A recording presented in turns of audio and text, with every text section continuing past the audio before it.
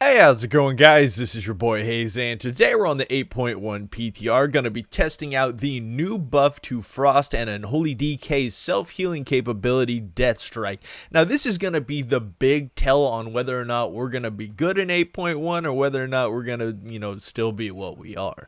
So let's go ahead and jump into this video and talk about it. Can I get an add-on that makes Spirit Link and Counter-Strike Totem do that? It's who we are, it's what we do, we've come so far, and now we pay the price, so don't even cry. The world is breaking down, and I cannot leave the ground. Real quick, we're going to go ahead and cover exactly what the buff is to both Frost and Unholy Death Knights, and obviously it comes in with Death Strike. Now, currently on the PTR, Death Strike is reduced down to 35 runic power from 45, which alone is a very hefty buff to the Death Strike healing capabilities. But at the moment on the PTR, it heals you for 40% of all damage taken for the last 5 seconds. Apparently that's going to be buffed up to 60% of all damage taken within the last 5 seconds. That's obviously not a problem because we can factor in 20% healing capabilities to the things that we're going to come up with and talk about today to get a grand total of what it's going to be. The first test that I'm going to be putting up on the screen was a Death Strike 1 minute test on live servers. Basically, how many Death Strikes we could get out in a single minute, pumping out 45 runic power a Death Strike, so we can get somewhat of a controlled variable from where we are to where we're going. So the minimal attack for just about any Death Strike on my character at the amount of health that I have is 147k at the moment. I heal for 15,800, which obviously is not going to change, because the healing increase that we're going to be receiving with our Death Strike is going to be based on damage taken, not necessarily the base healing capabilities of Death Strike.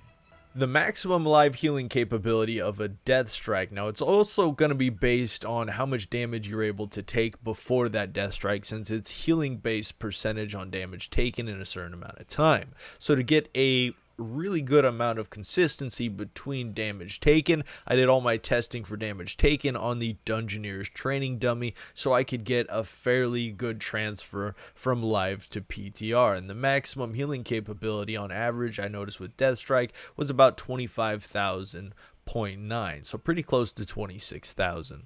In a live server 1 minute test, we were able to Death Strike 11 times in 60 seconds without empowered rune weapon.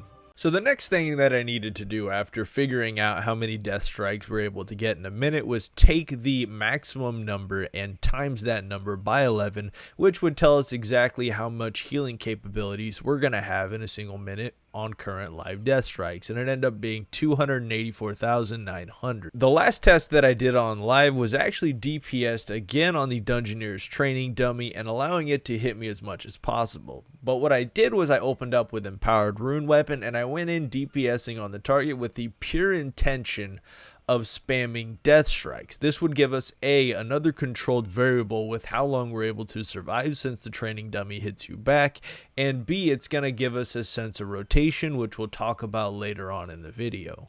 Live Frost DK was surprisingly able to survive a bit longer than I thought it would, coming up to 34 seconds, obviously with that open empowered rune weapon.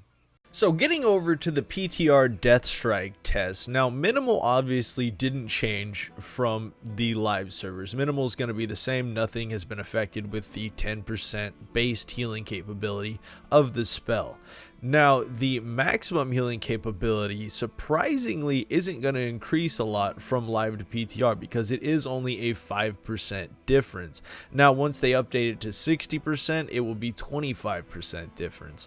Now only at 5% difference, your healing capabilities only increase about 500 healing maximum on Death Strike from the training dummy, which isn't really a lot because in a minute that'll only produce about 23,000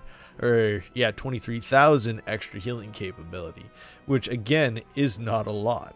What did have a huge effect on the Death Strike was the amount of Death Strikes we were able to produce in that 1 minute. We were able to knock out 16 Death Strikes total, and when you factor in that slight 500 and of course the maximum, we times that by 16, we come up with a number of 400 and 22,400 healing, which is a very large increase from the current, which is about 137,000 healing capability. Literally almost my complete health pool increase in healing capability within a minute of Death Strike, which is a very, very large jump. Now, don't be discouraged about the minimal Death Strike. Now, obviously, you got to remember, this is going to also increase the base healing amount of your Death Strikes just because you're getting more of them, even if you're not taking damage. So instead of healing for about 173,000 just off your base Death Strike in a minute, you're going to be healing for 252,000. And now the real kicker for survivability. Now we know the live server only lasted 34 seconds, but the PTR was able to last 41 seconds. Now remember, the Dungeoneer's training dummy scales in damage every time it hits you. So it hits harder, it hits harder, it hits harder, it hits harder. And we were able to heal a lot better and a lot faster through the snowballing effect because of the speed of Death Strikes. So now that we've figured out totals on Death Strike per 1 minute when it comes to, of course, live and PTR, all we have to do for this to simply figure out what the 40 to 60% increase is going to be, all we have to do is take the maximum number on the 35 runing power 40% Death Strike, take away 15,800, and then all we'd have to do is times that by 20%, figure out that number difference, and then add it to the total of the maximum, which only realistically turns out to be like 1.5 healing capability increase, 1.5k, which really doesn't amount to too much again. So the percentage increase based on damage will be a little bit better. Let's say if you could get hit harder, you're getting hit with major burst. But as it sat with the training dummy, it was almost I wouldn't say it's not needed, I wouldn't say it's not noticeable, but it's definitely not nearly as important as the rotation or the overall speed of being able to pump out those Death Strikes. So let's go ahead and jump into some of this rotation. So when it comes to live versus PTR Frost DK rotation, there actually turns out to be a very large difference and a huge effect just based on the runic power reduction that we're going to be getting. Now understand, when it comes to 35 runic power, your Death Strikes are going to be a lot quicker. Like, let me put it this way. Within the first Death Strike of Obliterate, with 45 runic power, you have to spam Obliterate 3 times before you get a Death Strike. When it comes to 35 runic power, you only have to hit the Obliterates twice. Okay, so after that first Death Strike, the 45 runic power rotation becomes runic starved, while the 35 runic power rotation can hit Remorseless Winter to grant a second Death Strike within the first rune starved rotation. That's something the other spec cannot do. So literally at this point, you've Death Strike twice with 35 runic power, while only Death Striking once when it comes to 45 runic power.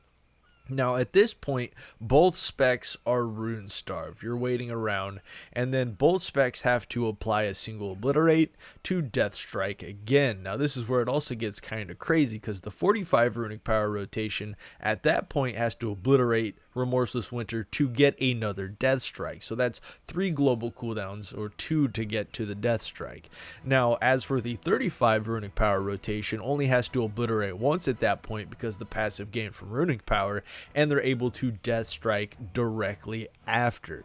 So not only is the speed of your Death Strikes going to be like a majority quicker in your rotation, and of course the healing is going to be a bit better, but overall you're going to be able to add in Death Strikes that aren't even in your normal rotation. I'm talking about like the second one within the opener. That's something we never really have been able to do before, besides using like Empower, getting 2 Death Strikes off at the same time. Now if we threw in Empower with this kind of damage, you would get Death Strike quite a bit more often. You would literally basically get a Death Strike off of a single Obliterate plus the passive runic power plus the runic power gained from Empowered Rune Weapon, and your healing increase would be, you know, quite a bit for both specs, but quite a lot more when it comes to the 35 runic power.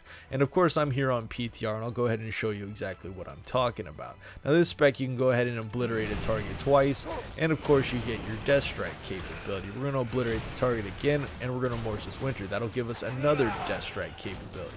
Now all we should have to do is obliterate once, and we got our Death Strike. Obliterate again, and we didn't get enough runic power there to Death Strike again, but all we need is one obliterate, and bada bing bada boom, another Death Strike. So Death Strikes are quite a bit quicker and definitely a lot easier to pump out than they previously were on live servers. So overall, how the heck do I feel about this Frost DK Death Strike buff? I am absolutely stoked for it, to tell you the truth. Death Strike healing capabilities, like Death Strike healing itself wasn't terrible, but how clunky it was and how much runic power it cost to use it was absolutely ridiculous. Now that they've reduced the cost of it, I'm going to be able to do it a lot sooner and a lot more in fight, to be able to kind of weave it in and out of my rotation instead of having huge gaps between my rotation and casting Death Strikes, which really just made the spec feel very, very clunky when having to play defensive or being focused inside of arena. Now that being said, is this going to help in arena? Actually, I think this is going to help quite a bit in arena, since the majority of Frost DKs felt like that the problem with us in arena was of course survivability, and being as it may, it definitely was.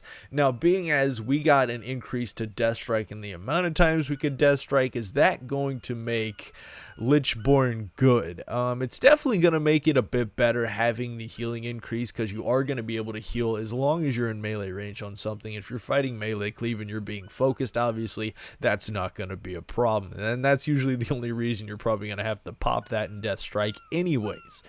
So overall, I think this is really good, because I felt like we really needed healing increases to make whatever ability like Lichborn was going to be functional, especially because of the fact that they took away our 1 minute battleground empowered rune weapon, which is also going to hurt our overall survivability. But with this new buff, honestly, I think this is better than having a 1 minute empowered rune weapon for survivability, even if it's just battleground stopping or whatnot.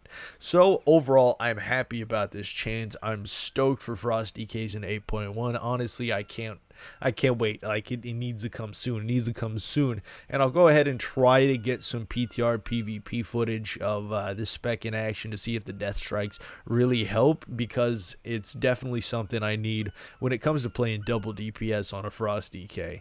So I hope you guys enjoyed this update video on what's going on with Frost DK Death Strike healing for both Frost and Unholy. Leave a like, comment down below if you have any questions, and of course, until next time, guys, this was your boy Hazzed. We're falling.